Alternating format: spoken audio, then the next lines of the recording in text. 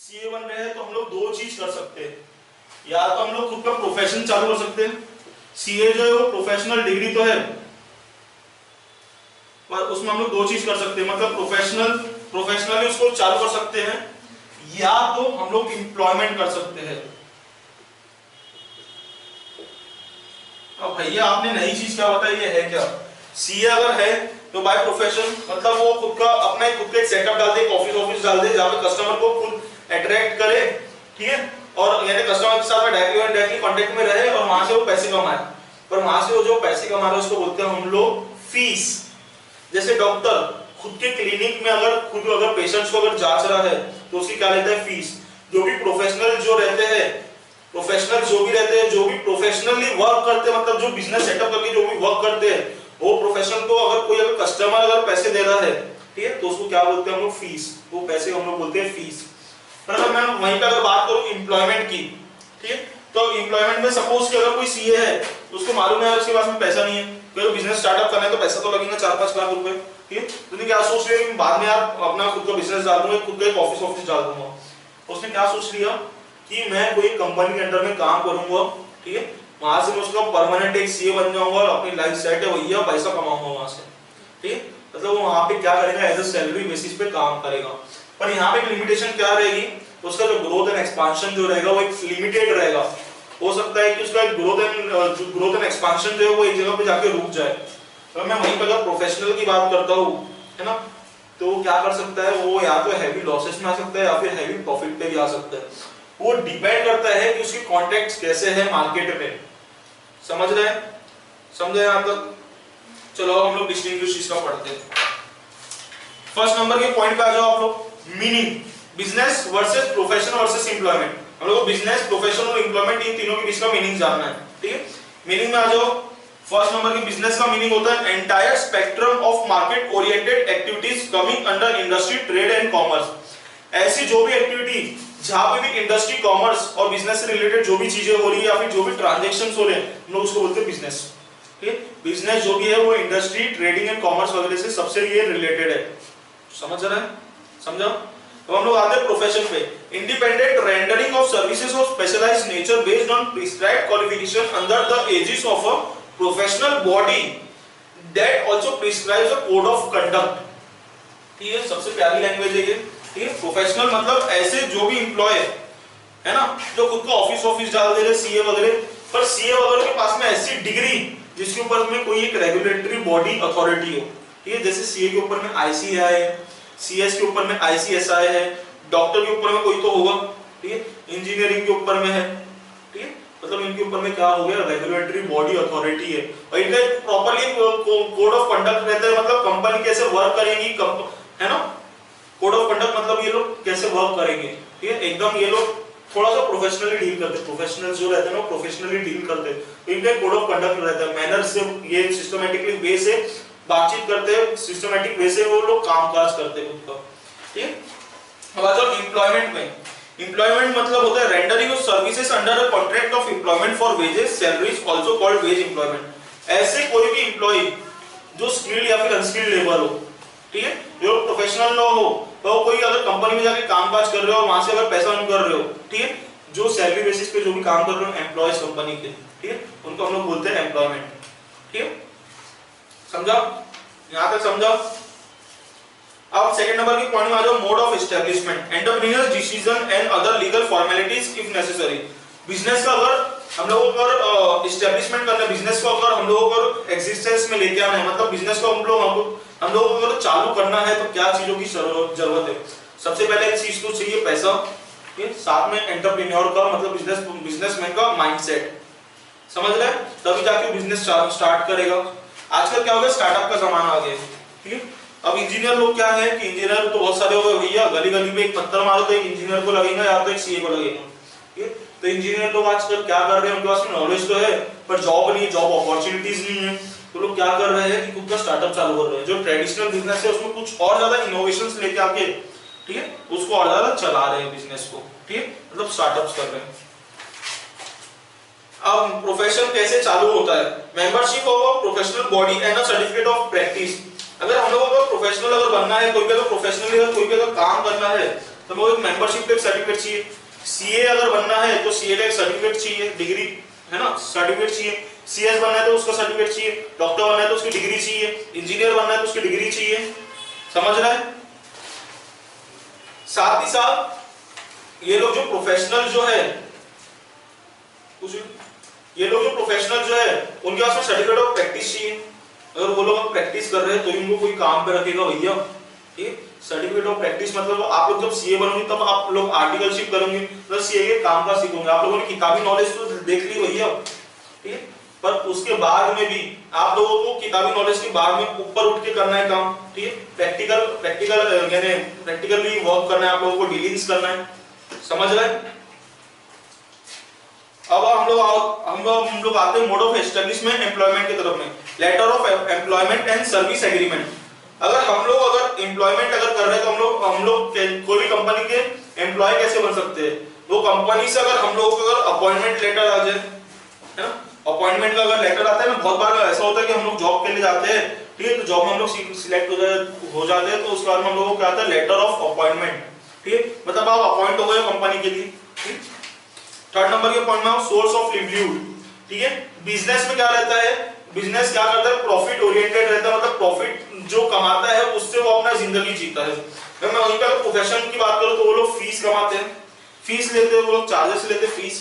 ठीक है, तो उससे वो लोग क्या करते हैं, अपनी जिंदगी जीते हैं। तो मैं एम्प्लॉय की बात करूं तो वो लोग वेजेस और सैलरीज लेते हैं। वेजेस मतलब वेजेस कौन लेता है, जो लोग अनस्किल्ड लेबर रहते हैं, है ना, जिनके पास में खुद का दिमाग ही नहीं रहता है, पर वो जो मजदूर वगैरह रहते हैं ना, उन लोगों को हम लोग बोलते हैं लेबर। ठीक है, तो लोग क्या लेते हैं, वेजेस।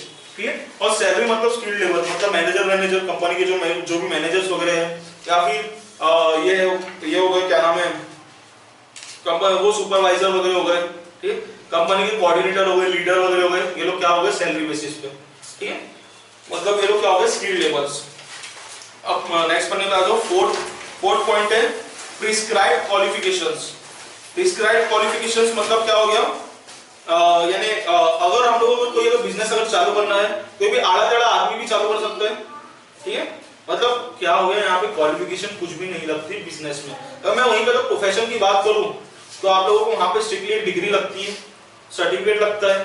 ठीक है, मतलब क्या लगता है, हम लोगों को एक स्ट्रिक्टली प्रिस्क्राइब्ड क्वालिफिकेशन लगता है। ठीक है, उसके बाद हम लोगों को क्या लगता है, अगर कोई कंपनी का अगर एम्प्लॉय बन रहे हैं तो minimum qualification for each type of job, लोगों को एक मिनिमम एक क्वालिफिकेशन लगता है, क्राइटेरिया लगता है। अगर हम लोगों को कोई भी अगर कंपनी में अगर जॉब करना है तो अगर आप बहुत बार आप लोगों ने ये देखे होंगे कि रिलायंस कंपनी में अगर आप जॉब के लिए जा रहे हो तो फ्रेशर की जगह पे एक एक्सपीरियंस होल्डर को जॉब पे रख रहे हैं। ठीक है, जिन लोगों के पास में एक्सपीरियंस है, मतलब क्या मांगते हैं वो लोग, एक्सपीरियंस सर्टिफिकेट मांगते हैं। ठीक है, आप लोगों ने इसके पहले आप लोगों को पास्ट एक्सपीरियंस कहां पे आप लोगों ने कहां पे काम किए हुए, समझ रहे हैं। फिफ्थ नंबर के पॉइंट में आ जाओ, एथिकल गाइडेंस। ठीक है, फाउंडर्स वैल्यूज। ठीक है, कंपनी का जो भी बिजनेस पर्सन है या फिर जो भी एंटरप्रेन्योर है, ठीक है, उसकी खुद की एक वैल्यू रहेगी। ठीक है, वो एथिकली चलेगा। ठीक है, ठीक, उसकी खुद एक एथिक्स सेट किए होंगे जिसके हिसाब से वो चलेगा। मैं वहीं पर अगर मैं बात करता हूँ प्रोफेशनल की, अगर सीए की बात करता हूँ तो वहां पे क्या रहता है, प्रोफेशनल कोड्स। प्रोफेशनल कोड्स मतलब उसका कोड ऑफ कंडक्ट प्रायर एक सेट रहेगा। ठीक है, कि मैं इस हिसाब से काम करूंगा। जब आप लोग सीए करते हो तो आप लोगों का कोड ऑफ कंडक्ट एक बन जाता है कि प्रोफेशनल डीलिंग का। ठीक है, मैं वहीं पे अगर बात करता हूँ अगर एम्प्लॉय की, तो एम्प्लॉयर्स कोड। यहाँ पे एम्प्लॉयर्स कोड मतलब क्या होता है, कंपनी का जो भी मालिक रहता है वो कोड सिलेक्ट कर लेता है कि भैया तू इस वे में काम करेगा। ठीक है, इसको बोलते हैं एम्प्लॉयर्स कोड, समझो। अब आते हैं हम लोग 6 नंबर के पॉइंट पे, इन्वेस्टमेंट सब्सटेंशियल रिक्वायरमेंट। यहाँ पे हम लोगों को अगर बिजनेस अगर चालू करते हैं तो हम लोगों को भरपूर हम लोगों को पैसा लगता है, इन्वेस्टमेंट इंटेंसिव रहता है ना। यहाँ पे हम लोगों को मतलब बहुत सारा पैसा लगता है। ठीक है, अब 6 नंबर के पॉइंट पे आ जाओ, यानी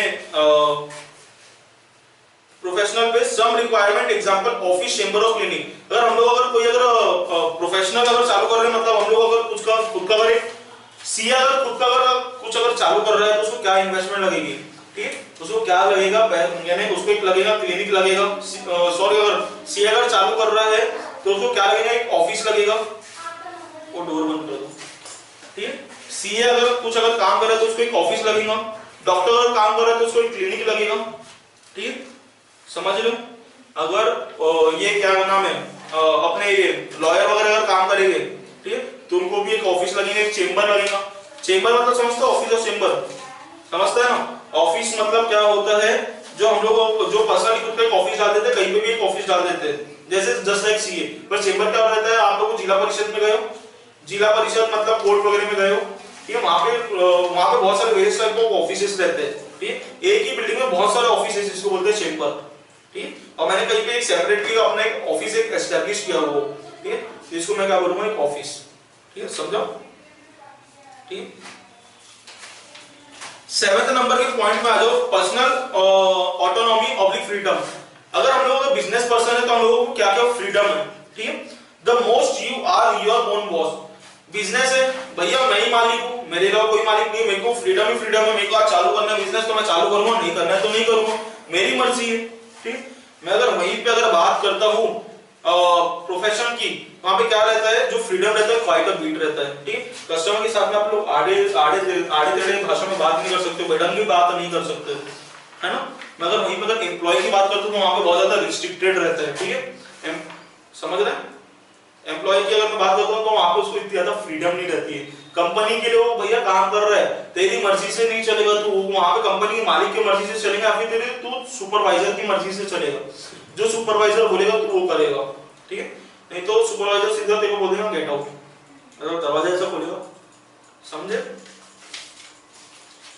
8 नंबर के पॉइंट पे आ जाओ, पॉपुलर साइकोलॉजिकल मोटिव। हम अब अगर कोई अगर एंटरप्रेन्योर है, उसका मोटिव क्या रहेगा, ठीक, इकोनॉमिक, ठीक, पैसे से रिलेटेड ट्रांजैक्शंस कैसे करे, डीलिंग्स कैसे करे, पैसा कैसे अर्न करे, समझा। मतलब बिजनेस का क्या है मोटिव, समझा। सर्विस टू द क्लाइंट्स, अगर कोई भी प्रोफेशनल है तो वो लोग क्या सोचेगा, बिजनेस जो है वो प्रॉफिट मोटिव रहता है, पर जो प्रोफेशनल्स वगैरह जो रहते हैं वो लोग क्या सोचते हैं, पहले सर्विस देने के बाद में बारे में सोचते हैं। हम लोग अच्छी से अच्छी सर्विसेज कैसे दें, मतलब services to the clients of the society, मतलब सोसाइटी के जो भी लोग हैं उन लोगों को हम लोग सर्विसेज कैसे प्रेजेंट करें, मतलब सर्विसेज कैसे प्रोवाइड करवाएं, ठीक। और यहाँ पे क्या नाम है, एम्प्लॉय की अगर मैं बात करूं तो क्या उसका साइकोलॉजिकल मोटिव क्या रहता है, भैया मेरे को यार कुछ तो ऐसी अर्निंग हो जाए कि मेरा पेट फुलफिल हो जाए, मेरे सोसाइटी, मेरी खुद की घर की नीड, जो मेरी जो फैमिली की जो नीड्स है सारी की सारी फुलफिल हो जाए, पेट भर जाए, ठीक। तो उसका क्या मोटिव था, पैसा, मतलब सोर्स ऑफ लाइवलीहुड, ठीक, समझा। Certainty of income, 9th number का पॉइंट है, certainty of income list however either way. यहाँ पे इनकम जो है, अगर बिजनेस अगर हूँ, एंटरप्रेन्योर हूँ, तो यहाँ पे मेरी सर्टेनिटी ऑफ इनकम क्या रहेगा, जो भी रिस्क रहेगा इनकम का, भैया अगर गुड्स अगर सोल्ड आउट हो रही है तो मैं इनकम कमाऊंगा, गुड्स अगर सोल्ड आउट अगर नहीं हो रही है तो मैं इनकम नहीं कमा पाऊंगा, ठीक है। मतलब यहाँ पे क्या रहता है, खतरों के खिलाड़ी रहते हैं बिजनेस में, ठीक है।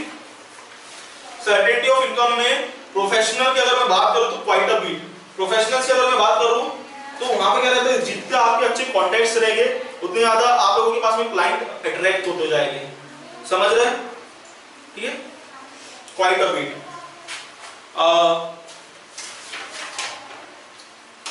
The most contractually determined periodic income, यहाँ पे क्या रहता है, अगर कोई अगर कंपनी का एम्प्लॉय है उसको पीरियोडिक इनकम मिलती है, मतलब मंथली बेसिस पे उसको सैलरी मिलती है, वेजेस मिलते हैं, या फिर हफ्ते के, या फिर कुछ लोग जो रहते हैं, जो मजदूर लोग जो रहते हैं, अनस्किल्ड लेबर्स वगैरह लोग, क्या रहता है कि उनको डेली बेसिस पे पैसा मिलता है ना, डेली उनको पैसा मिलता है, भैया तू काम कर, पैसा लेके जा, तू निकल यहाँ से, है ना, इस टाइप का, समझ लो, समझा आप लोगों को सर्टेनिटी ऑफ इनकम, समझा।